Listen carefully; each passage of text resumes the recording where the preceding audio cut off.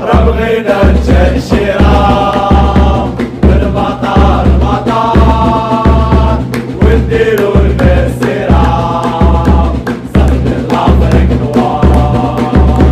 ربغينا التأشيرة من مطار مطار ونديرو المسيرة صافي لافريك نوار. صافي لافريك نوار. غيابات وازنة للرجاء الرياضي في قمته أمام الوداد. سيفتقد فريق الرجاء الرياضي لاعبين أساسيين في تشكيلته خلال المباراة التي ستجمعه بجاره الوداد الرياضي برسم نصف نهائي كأس العرش.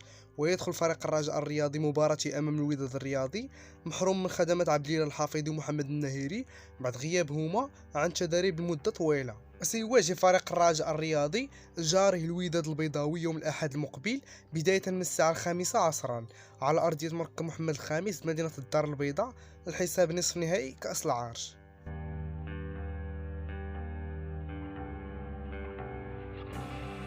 خطوة خاصة من الألماني جوزيف زيمباور اتجاه لاعب متميز في الرجاء.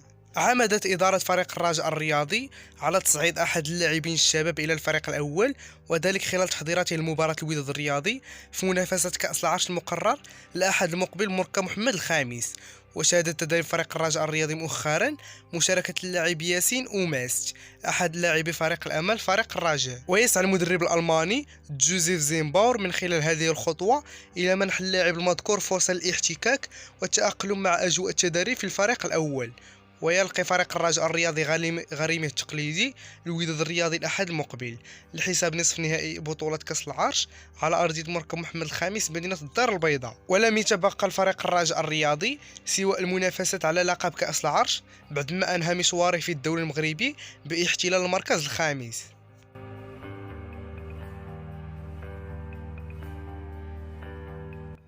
لاعب رجاوي على مشارف مرافقة بانون بالدوري القطري. صوب نادي قطر القطري أعينه نحو فريق الرجاء الرياضي لاقتناص أحد لاعبيه خلال فترة الانتقالات الصيفية الجارية من تعزيز التركيبة البشرية بداية من الموسم الكروي المقبل. وقدم فريق قطر القطري عرضا للاعب مروان الهدهودي الذي انتهى عقده رفق الرجاء الرياضي متى الموسم الرياضي الذي سينتهي رسميا بالنسبة للرجاء مع آخر مباريات له في مسابقة كأس العرش، حيث سيخوض دور نصف النهائي الأحد المقبل أمام فريق الوداد البيضاوي. ومن المرتقب أن يحسم مروان الهدهودي في مستقبله بعد إنهاء الرجاء المشاركة في الكأس الفضية، بحيث من المرتقب أن يرافق زميله السابق بدر بانون الذي يحمل قميص فريق قطر القطري، خاصة أن اللاعب له قابلية تغيير الأجواء والبحث عن تجارب رياضية احترافية خارج المغرب. وكانت تطالب الجماهير الرجاوية في الوقت السابق بتجديد عقد اللاعب مروان الهدهودي